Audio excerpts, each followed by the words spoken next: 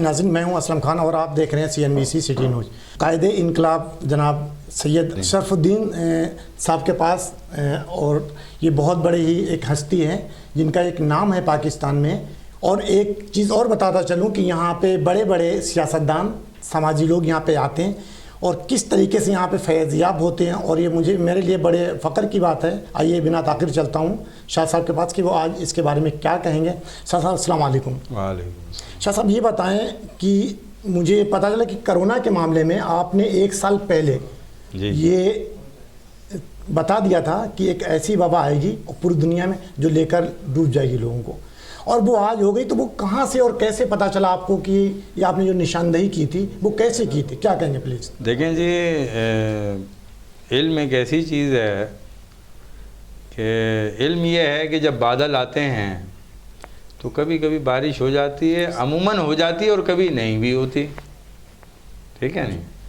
تو جو قوم کی حالت میں دیکھ رہا تھا، جو بیرا روی دیکھ رہا تھا، تو میں نے قرآن پڑھا ہوا ہے، ظاہر بات ہے کچھ قرآن میں آیتیں عبرت کی ہیں اور کچھ نصیحت کی ہیں۔ تو نبی کریم صلی اللہ علیہ وسلم کی ایک حدیث میرے سامنے آئی کہ میری امت اور بنی اسرائیل میں اتنا فرق ہوگا جیسے جوتے کی ایک جوڑی، اور اتنی مطابقت رکھتے ہوں گے کہ بنی اسرائیل میں بھی ایک شخص نے اپنی ماں کے ساتھ زنا کیا تھا تو میری امت میں بھی ایک شخص ایسا ہوگا۔ تو یہ بات قرآن مجید میں بھی لکھی ہے کہ اس قرآن میں زمین و آسمان کے راز پوشیدہ ہیں، کوئی سورسز نہیں ہے، میرا سورس قرآن ہے، اور قرآن کلام الہی ہے، اور میں جب پریشان ہوتا ہوں قرآن کو کھولتا ہوں مجھے جواب آ جاتا ہے، کیونکہ جب میں نے سنا کہ کلام الہی تو پھر اللہ بات کر رہا ہے، تو اللہ بات کر رہا ہے تو پھر میں پاک صاف ہو کر کے اور اس سے جب رجوع کرتا ہوں۔ تو یہ 1 سال پہلے میں پریشان تھا کہ جو لوگوں کو دیکھ رہا تھا، جو لوگوں کی بیرا روی دیکھ رہا تھا، جو اللہ نے رشتے بنائے تھے ان سے دوریاں دیکھ رہا تھا، تو مجھے یہ خطرہ تھا کہ اب اللہ کا کوئی عذاب آئے گا۔ تو اس وقت پھر جب میں نے کلام الہی سے بات کی تو اس میں یہ آیا کہ ہم ضرور تمہیں کسی وبا میں پکڑ لیں گے اور تمہیں پتہ بھی نہیں چلے گا۔ تو پھر میں نے یہ پریڈکشن کی کہ بھائی ایسا نہ ہو کہ کوئی 1 سال بعد، کیونکہ میں معاشرے کو کھلی آنکھوں سے دیکھتا ہوں نا، اور دل کی آنکھوں سے بھی دیکھتا ہوں، تو دیکھنے کے بعد یہ اندازہ ہوا کہ مسلمان پستی کا شکار ہو گئے، اور مسلمانوں کے جو ماضی تھا وہ حال بیان نہیں کر سکا۔ اگر کل خواجہ غریب نواز سے تو آج کیوں نہیں ہے، سوال یہ ہے نا۔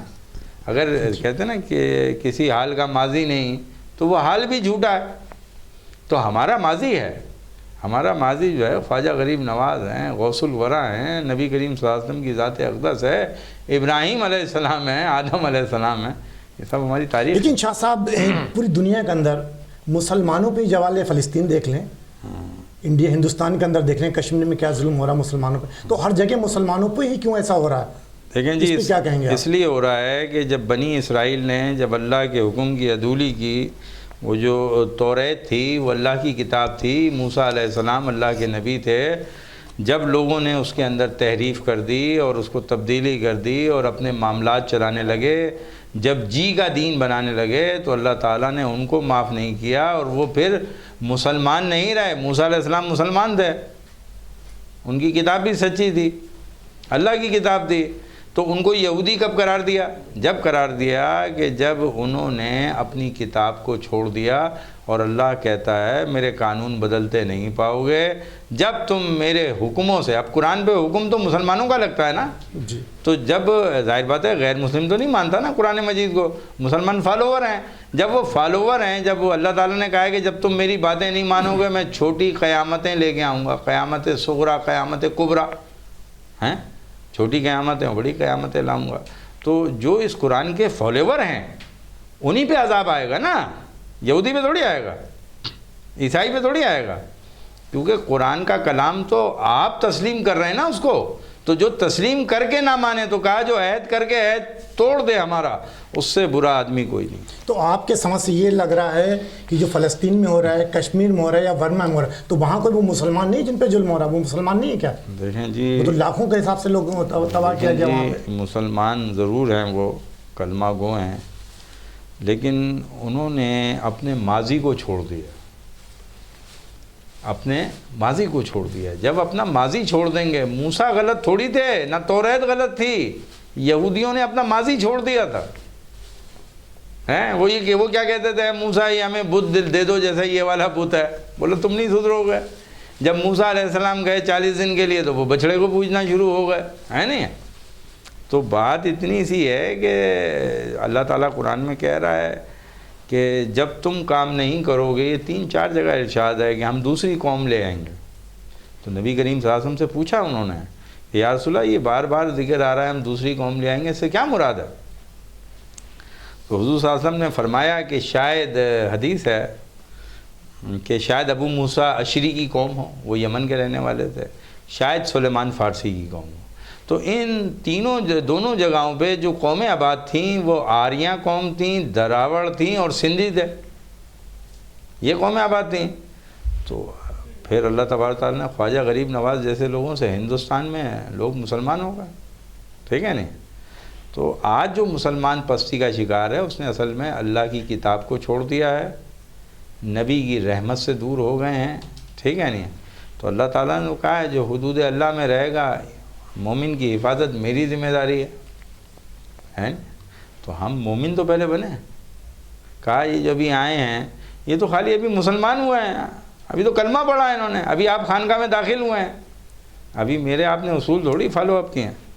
جب فالو اپ کریں گے تو پھر میری ضمانت ہوگی آپ کی ہر چیز کی، جان کی بھی، مال کی بھی، عزت کی بھی، ہے نا، ہر چیز کی ضمانت ہوگی۔ تو آج مسلمانوں نے اپنا پیشوا، دیکھیں نبی کریم صلی اللہ علیہ وسلم قائد اور رہبر ہے، انہوں نے اپنے غلاموں کو ہمیں سپروائزر بنا دیا۔ اب ہم سپروائزر سے ہٹ کے خود سردار بن گئے، ہے نہیں؟ جب ہم خود سردار بن گئے تو ہم نے ان کی روٹی پانی بند کر دی۔ پھر کہا تھا بھائی ان کے بنیادی اصول پورے کر دینا، روٹی کپڑا مکان، جیسے بھٹو صاحب نے نعرہ لگایا ہے، بیسک تھا نا کہ بھائی ان کی شکایت اوپر نہ آئے۔ تو ابھی جو ریاستیں ہیں وہ بیسیکلی اسلام کی نہیں ہیں، مسلمانوں کی ہیں۔ اگر اسلام کی ریاست ہو تو پھر حضرت عمر کی ریاست ہوتی ہے، پھر وہ یہ کہتے ہیں کوئی بکری کا بچہ بھی بھوکا مر جائے تو عمر پہ۔ آپ مطلب اس رب العالمین سے سب کچھ مانگ رہے ہیں، ساری تمنائیں رکھ رہے ہیں، لیکن آپ حقوق تو پورے نہیں کر رہے، آپ ماموں سے ناراض ہیں، شادی آتی ہے تو آپ کیا کہتے ہیں، بھائی شادی میں جانا ضروری ہے، ناراض ہو جائیں گے، بھلے دل سے نہ جائیں آپ، بھئی معاشرہ کیا کہے گا۔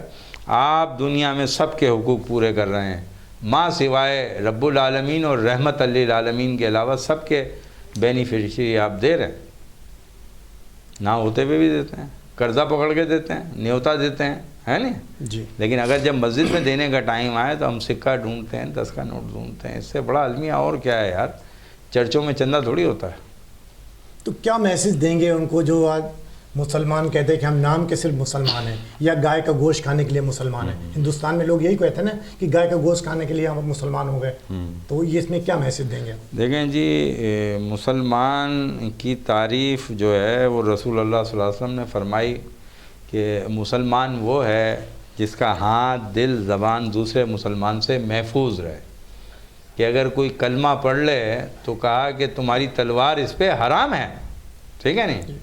اچھا بات یہ ہے کہ اس وقت ہم صرف ہمارے پاس جو اللہ تبارک و تعالیٰ تک پہنچنے کا راستہ ہے، دیکھیں موسیٰ علیہ السلام کی کچھ زندگی ہمارے سامنے ہے، پورے پہلو ہمارے سامنے نہیں ہیں، عیسیٰ علیہ السلام کے کچھ دور ہمارے سامنے ہیں، ہے نہیں، جتنے بھی انبیاء کے کچھ پارٹس ہیں، لیکن یہ ایک بہت بڑا معجزہ ہے نبی کا کہ بچپن سے لے کر کے اور پردے تلک نبی کریم صلی اللہ علیہ وسلم کی پوری سوانح عمری آپ کے پاس موجود ہے، ٹھیک ہے؟ اب نبی کریم صلی اللہ علیہ وسلم 25 سال کی عمر میں کیا کر رہے تھے، 40 سال کی عمر میں کیا کر رہے تھے، ٹھیک ہے نہیں؟ تو کہا حق کو حق بولو، باطل کو باطل بولو، حق کو دیدہ دانستہ نہ چھپاؤ، یہ سورہ بقرہ کی آیت ہے۔ مولا حسین کا کیا پھڈا تھا، یزید سے کوئی پھڈا تھوڑی تھا، وہ حق کہہ رہے تھے کہ بھئی امیر المومنین شراب ہی نہیں ہو سکتا، ہے نہیں بھئی، تمہارے والد تک بات صحیح تھی، ہیں وہ مسلمان تھے، ٹھیک ہے، کسی عیب میں نہیں تھے، ایسے بڑے میجر جو دکھ رہا ہو، صحیح ہے نہیں؟ تو آج مسلمانوں کو یہ چاہیے کہ ان کے پاس کتاب اللہ موجود ہے، ہر گھروں میں ہے، اور یہ عورتوں کے سروں پہ رکھ کے کیوں بھیجا جاتا تھا؟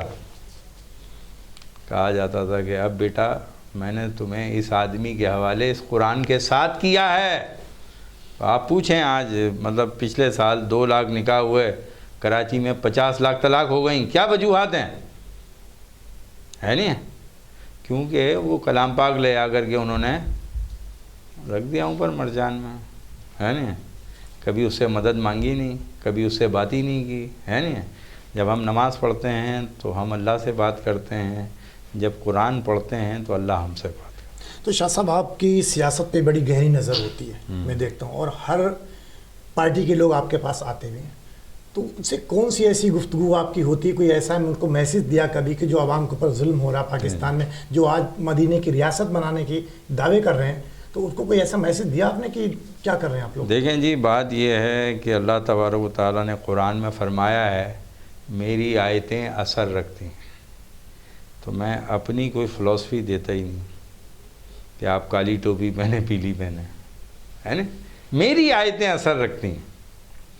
تو اس دن پڑھنے کے بعد میں نے بولا شاہ صاحب آج سے یہ کام کرو، اللہ کی آیتیں سناؤ، اور جو بھی مکتب فکر کے لوگ آتے ہیں وہ الحمدللہ قرآن سے تو کسی کا انحراف نہیں ہے، جب وہ سنتے ہیں تو کہتے ہیں یو آر رائٹ، اور پھر میں ان کو آخرت سے ڈراتا ہوں، اے نبی ان کو ڈر سناؤ اور خوشخبری سناؤ، یہ کہا ہے نا نبی کو، کیوں کہا بھائی ڈراؤ؟ جو سرداروں کو اگر وہ نہ ڈراتے تو ایمان کیسے لے کے آتے؟ پھر خوشخبری نہ سناتے تو خوش کیسے ہوتے کہ بھائی جاؤ تمہارے اوپر جنت واجب ہو گئی ہیں؟ ابھی کوئی آج پیر صاحب مجھے بتاتے ہیں جو لکھ کے دے دے کہ جنت میں جانا ہے، وہ بھائی اگر نماز پڑھنے کے لیے مرید ہو رہے ہو تم تو بیکار ہے، نماز تو تمہیں پتہ 5 وقت پڑھنی ہے، حج کے لیے کر رہے ہو، روزے کے لیے کر رہے ہو، تو یہ تو بیکار ہے۔ اصل تو آپ اس سے یہ کہیں کہ بھائی دیکھیں بیت عقبہ میں کیا کہا تھا، بیت عقبہ جا کے پڑھیں آپ اور لوگوں کو بتائیں، پڑھیں وہ جا کے، بیت عقبہ میں کیا کہا تھا کہ وہ جب بیعت ہونے جا رہے تھے وہ پوچھ رہے تھے نبی سے کہ آپ کیا چاہتے ہیں ہم سے، کہا بھائی دونوں ہاتھوں سے میری مدد کرنی ہے، خواہ غریب ہو یا امیر ہو، ہے نا؟ اپنے سے زیادہ میری حفاظت کرنی ہے، تمہارے لیجنڈ اور تمہارے گھر والے خلاف ہو جائیں پھر بھی تم نے میرا ساتھ نہیں چھوڑنا، ہے نہیں؟ جی۔ اور امر بالمعروف نہی عن المنکر کا درس دینا ہے۔ تو اس وقت کی سب سے بڑی برائی کیا ہے؟ پہلے یہ تو ڈائگنوز کریں آپ کو یہ ڈائگنوز ہی نہیں ہے کہ اس وقت سب سے بڑی برائی کیا ہے۔ سب سے بڑی برائی یہ ہے کہ آپ کا 35 سال کا لڑکا ایس ایم ایس کر رہا ہوتا ہے، لڑکی ایس ایم ایس کر رہی ہوتی ہے، کہاں سے جاؤ گے سائنس اینڈ ٹیکنالوجی میں؟ کہ دین تو کہہ رہا ہے جوان ہو شادی کر دو، تو آپ کہہ رہے ہیں سیٹ ہو جائیں، سیٹ تو میں نہیں ہوا، تم نہیں ہوا ابھی تک، سیٹ کہاں سے ہو گئے؟ قبر میں جا کے سیٹ ہو گئے۔ اللہ کہہ رہا ہے میں اس کو بھی دوں گا جو پیدا ہوگا، اور اس کو بھی دوں گا جو تم دوسرے گھر سے اٹھا کے لا رہے ہو۔ تو قرآن پہ یقین کہیں تو میں تو ان سے سیاسی لیڈروں سے جو آتے ہیں ان سے قرآن کی بات کرتا ہوں، اور ریاست مدینہ بنانے کے لیے یہ بھی بتاتا ہوں اس کے اندر صحابی بھی چاہیے، ہے نہیں ہے؟ کوئی نبی اکیلے تھوڑی تھے۔ صدیق اکبر جب تک تصدیق نہ کرتے، حضرت عثمان تصدیق نہ کرتے، ایمان لانے کے بعد آپ اگر کوئی چیز یہاں دیکھ رہے ہیں تو آپ اس کی تصدیق کریں اور اچھے لوگ آ جائیں گے، اور جب اچھے لوگ کہیں گے جی ہمارا تعلق ہی کیا سیاست سے، تو سب سے بڑے اور بہترین نمونہ پولیٹیشین کا نبی کریم صلی اللہ علیہ وسلم ہے۔ تو کیسے آئیں گے؟ جس طریقے سے فضل الرحمان صاحب ایک اسلام کا علم اٹھا کے چلتے ہیں کہ میں اسلامی جماعت اسلامی، تمام پارٹیاں اس طریقے سے بات وہی پاکستان کی کرتے ہیں کہ ہر انسان کو پاکستان کے عوام کا ان کے دکھ ہے، جو بھی بندہ کہتا ہے کہ عوام کے لیے ہم کام کریں گے، لیکن پھر اپنی 1.5 انچ کی مسجد اٹھا کر کیوں گھوم رہے ہیں کہ سب پاکستان کے لیے کام کیوں نہیں کر رہے ہیں؟ دیکھیں جی، بات پاکستان جو ہے وہ ملک خدا داد ہے، اور یہ اس کی اپروول جو میرا علم ہے یہ اوپر سے ہوئی ہے، بنایا کسی اور چیز کے لیے گیا تھا لیکن یہ سب الٹا ہو گیا، ٹھیک ہے نہیں؟ اور اس وقت میں کسی کی بات نہیں کرتا، ظاہر بات ہے جس کی جتنی توفیق ہوتی ہے وہ اتنا ہی کام کرتا ہے، ٹھیک ہے نہیں؟ کیونکہ فضل الرحمان صاحب ہوں، شاہ احمد نورانی ہوں، مولانا مودودی صاحب سے کسی نے سوال کیا تھا، انہوں نے یہ سوال کیا تھا کہ حضرت آپ انقلاب کے مودودی صاحب سے کہ آپ انقلاب کیوں نہیں لا سکے؟ تو ان کا بڑا اچھا جواب تھا، ظاہر بات ہے اللہ علیم الخبیر ہے۔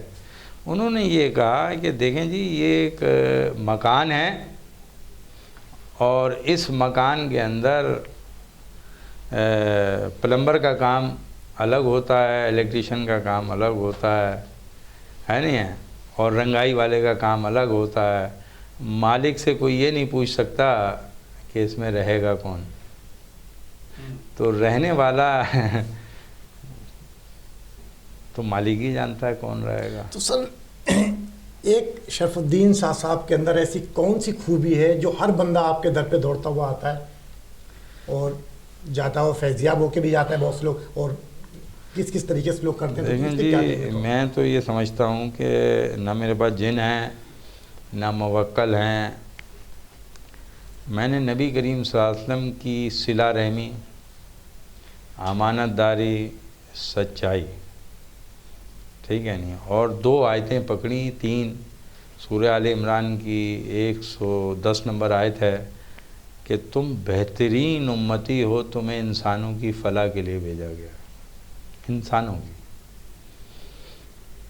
کوئی اس میں لینگویج نہیں ہے، کوئی دین نہیں ہے، جو اپنے لیے سوچتے ہو وہ دوسرے کے لیے سوچو۔ معذرت کے ساتھ ایک سوال اور بڑا تلخ سوال ہے جو آج کے معاشرے میں ہو رہے ہیں، پورے پاکستان میں آپ بھی دیکھتے ہوں گے کہ لوگ اپنا بنا کے بیٹھے ہوئے ہیں ایک علم لگا کے، کبھی ابھی ایک چینل پہ میں نے دیکھا کہ کبھی چینی پڑھ کر دے رہے ہیں، کہہ رہے ہیں آپ کا مستقبل، کوئی اپنا پانی والے بابا، مختلف جگہوں پہ پنجاب کے اندر، سندھ کے اندر، پورے پاکستان میں بیٹھے ہوئے، تو ان لوگ کیا میسج دیں گے کہ ایسا کرنا چاہیے، یا وہ کرتے ہیں جو اور آئے دن وہ پکڑے بھی جاتے ہیں، تو ان کے کیا میسج دیں گے؟ بھائی میں لوگوں کو یہ کہتا ہوں کہ تعویذ حضرت عمر رضی اللہ تعالیٰ نے دی تھی، لیکن اجتماعیت کے لیے دی تھی جب دریائے نیل سوکھ گیا تھا، ٹھیک ہے نا؟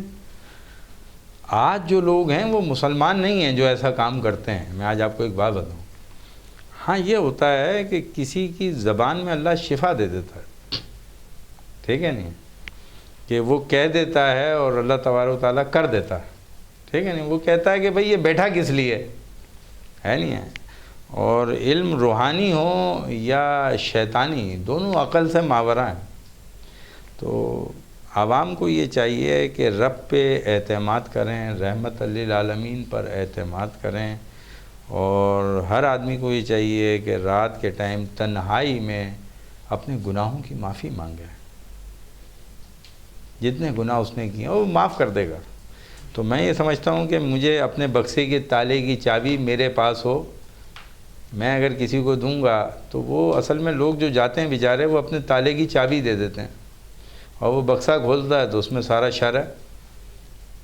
اللہ تو کچھ نہیں کہتا، اللہ تو انتظار میں ہے کہ یہ میرا بندہ راستے پہ آ جائے، ٹھیک ہے نہیں، اللہ ظلم تھوڑی کرتا ہے، اللہ تو عدل کرتا ہے۔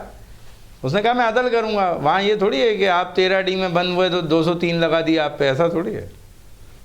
اور اگر تم نے اس کے لیے کوئی کام کیا تو اس کو 10 گنا بڑھا کے دے گا وہ، کہ بھئی تم نے میرے دین کا کام کیا ہے۔ تو اللہ تبارک تعالیٰ فرماتا ہے تم دین خدا کی مدد کرو، میں تمہاری مدد کروں گا۔ آپ نے ابھی کہا کہ وہ جو کرتے ہیں وہ مسلمان نہیں، اور یقیناً وہ مسلمان نہیں ہیں، لیکن عوام جو جس طریقے جاتی اسے کیسے پتہ چلے گا کہ مسلمان نہیں ہے، یا وہ بھی ایک ہماری طرح داڑھی لگا کے بیٹھا ہوا، دیکھیں جی جبہ پہن کے بیٹھا ہوا، امامہ پہن کے بیٹھا ہوا اور بڑی نیک باتیں کرتا، اور لوگ اس کے جاسے میں آ جاتے ہیں، تو ہمیں کیسے یقین ہوگی کہ مسلمان؟ یقین یہ ہوگی کہ پہلے تو آپ لوگوں کو، ہر آدمی کا فرض ہے، خالی شاہ صاحب کا فرض نہیں ہے، یہ آپ کا بھی فرض ہے کہ میں اپنی ہی بات کر رہا ہوں، میں کیسے پہچانوں گا؟ سب سے بڑا آدمی وہ ہے جو خدا کے بندے کو خدا سے ملا دے،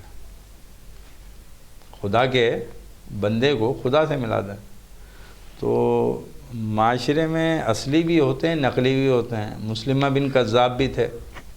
تو جو جاتا ہے اس کو یہ دیکھنا چاہیے کہ یہ جب اس مسند پہ بیٹھے تھے شاہ صاحب، تو شاہ صاحب کی مالی پوزیشن کیا تھی، شاہ صاحب کے پاس گاڑی کون تھی؟ بھائی میرے پاس GLI تھی، میں بڑا خوشحال تھا، میرا وزن بھی 125 kg تھا، آج میرا وزن جو ہے 70 kg ہو گیا ہے نہیں۔ اور میں حلفیاً بات کرتا ہوں، میرے یہاں جو آخری سونا بچا تھا، تو ایک شخص لیاقت مارکیٹ کا ہے، یہ گواہ ہے میرے سامنے بیٹھا ہے، وہ آیا دھاڑے مار کے رونے. اچھا وہ آدمی دوبارہ پلٹ کے بھی نہیں آیا, کہنے میں پھنسا ہوا ہوں, میں مر جاؤں گا آج. تو میں نے اپنی بیوی سے پٹلی لی, اس کو زیور دیا, وہ واپس پلٹ کے نہیں آیا. کہ میرا تو حق تھا, حل جزاء الاحسان الا الاحسان, نیکی کا بدلہ مگر نیکی ہے. میں آپ کے ساتھ کوئی نیکی کروں گا, اصل میں سچی بات تلخ ہوتی ہے اور لوگ شارٹ سرکٹ میں ہوتے ہیں کہ بھائی فٹافٹ کام ہو جائے. تو فٹافٹ کام والا کوئی آدمی مجھے دلا دو, میں 3 ارب روپے دینے کے لیے تیار ہوں. ہے نہیں, 3 ارب. تو پھر یہ فوجوں کی ضرورت پڑتی, پھر نبی بھی سب کو تعویذیں دیتے, بدر کرنے کی ضرورت پڑتی. تو یہ لوگوں کو اویئرنیس دے. نبی کی زندگی جب آپ بیان کریں گے تو لوگوں کو اویئرنیس آ جائے گی. اور جب کوئی اللہ کے بندے آتے ہیں, یہ میرا کمال نہیں ہے, وہ کہتے ہیں کہ نا خدا مہربان گدھا پہلوان, تو بھائی ہم تو گدھے ہیں. اچھا صاحب, یہ ایک اور میں نے دیکھا تھا کہ آپ نے ایک نشاندہی اور کی تھی کہ کرونا کے بعد ایک ایسا کیڑا آئے گا جو لوگوں کو ڈسے گا اور لوگ مر جائیں گے. تو وہ کون سی چیز ہے؟ اسی کی طرح آپ نے پھر نشاندہی کی, تو وہ کب آئے گا اور کیسا ہوگا, وہ عوام کو کچھ بتائیں گے اس کے بارے میں؟ دیکھیں جی, وہ تو 7 عذاب آئے تھے بنی اسرائیل پہ, یہ تو ابھی ابتدا ہے. یہ 2023 تک آپ کی جان نہیں چھوڑے گا جب تک آپ گناہ نہیں چھوڑ دیں گے, ہر آدمی. تو حضرت امام حسین سے فرمایا ہے کہ کہا ولی وہ ہے جو اپنی تنہائیوں کو پاک کر لے. کہنے گناہ اور ثواب کیا ہے؟ کہنے جو سب کے سامنے کیا جائے وہ ثواب ہے, جو چھپ کے کیا جائے وہ گناہ ہے. کوئی بھی عمل ہے تو 2023 سوائے عبادت کے 2023 تک کیا سارے ولی ہو جائیں گے یہاں پہ؟ جو یہ نہیں, ولی تو صرف ولی تو دیکھیں وہ سارے مدینے والے ولی تھوڑی ہو گئے تھے, 313 تھے مکے اور مدینے کو ملا کے. اگر 7 لاکھ لوگ بھی کراچی کے اندر اور پاکستان کی ٹوٹل پاپولیشن گنتی کر کے اگر اس کے حساب سے 60 لاکھ لوگ بھی مومن ہو جائیں تو تبدیلی آ جائے گی, تبدیلی آ جائے گی. بس آخری سوال شاہ صاحب کیا ہے, جو عوام کو کیا میسج دیں گے؟ بھائی عوام کو صرف یہی میسیج ہے جو اللہ کا میسیج ہے, جو نبی کا میسیج ہے, کہ ہم اپنے مالک کو پہچانیں اور اس کی جو کتاب ہے اس کو سمجھنے کی کوشش کریں. ہم میتھ کے فارمولے یاد کر لیتے ہیں, فزکس کے یاد کر لیتے ہیں, تو ہم انگلش کی کتابوں کو اردو میں ٹرانسلیٹ کر کے اس فارمولے کو سمجھ لیتے ہیں. تو ہمیں یہ چاہیے کہ ہم روزانہ 10 آیتیں, اچھا جو سمجھ آ رہی ہے وہ سمجھتے جاؤ, جو نہیں سمجھ آ رہی اس کو چھوڑتے چلے جاؤ.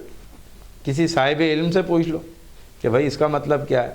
تو جب آپ کسی چیز کی تلاش میں ہوتے ہیں, جب بزنس کھولتے ہیں تو نئے نئے طریقے سیکھتے ہیں آپ, ہے نا, کہ بھائی کیسے چلے گا بزنس. تو جب آپ دین کی طرف بھی آئیں گے, اور اس میں ضروری نہیں ہے کہ کوئی مولانا ہو, کوئی جی مفتی ہو, آپ بھی کر سکتے ہیں. آپ آج سے روزانہ 10 آیتیں پڑھنا شروع کرتے ہیں, اس کا ترجمہ لکھنا چاہیے, کیونکہ جو چیز لکھی جاتی ہے وہ یاد رہتی ہے. کیونکہ ہاتھ جو ہے آپ کا, قلم کا ذکر ہے نا, ہاتھ کا مقصد کیا ہے؟ ہاتھ میموری ہے. آپ کوئی دکان کھولیں, کسی نئی دکان پہ آپ کھڑے ہو جائیں, آپ سامان نکال کے نہیں دے سکتے, لیکن جس نے رکھا ہوگا ٹھک کر کے نکالے گا دے دے. اسی طریقے سے جب آپ اپنے ہاتھ سے لکھیں گے, حکم والی آیتیں کون سی ہیں, عبرت والی کون سی ہیں, نصیحت والی کون سی ہیں, تو میرا خیال میں ہم لوگ راستے پہ آ جائیں گے. اور یہ مایوسی گناہ ہے. اور کوئی ایک آدمی بھی دیکھیں, رسول اکرم صلی اللہ علیہ وسلم کی ذات اقدس اکیلی تھی نا, مکے میں تو اس سے زیادہ حالات خراب تھے. وہ کہتے یار میں کیسے کروں گا اکیلے. تو انہوں نے پھر اپنے گھر کی قربانی, اپنی بیوی کی قربانی, تمام قربانیاں دی ہیں نا, دولت کی قربانی. تو قربانی کے بغیر اللہ رحم تھوڑی کھاتا ہے. جی ناظرین, یہ تھے قابل احترام سید شرف الدین شاہ صاحب, جن کی گفتگو آپ نے سنی اور بڑی خوبصورت بات کی. جب آپ دین پہ آ جائیں گے تو انشاءاللہ ہر مسئلے آپ کے حل ہو جائیں گے, کوئی ادھر ادھر جانے کی ضرورت نہیں. انشاءاللہ کل کسی اور نئے مہمان کے ساتھ آپ سے ملاقات ہوگی. جب تک کے لیے اللہ حافظ. پاکستان زندہ باد. اس ویڈیو کو لائک کریں, ہمارے چینل کو سبسکرائب کر بیل آئیکن ضرور پریس کریں. ہماری نیو ویڈیو سب سے پہلے دیکھیں.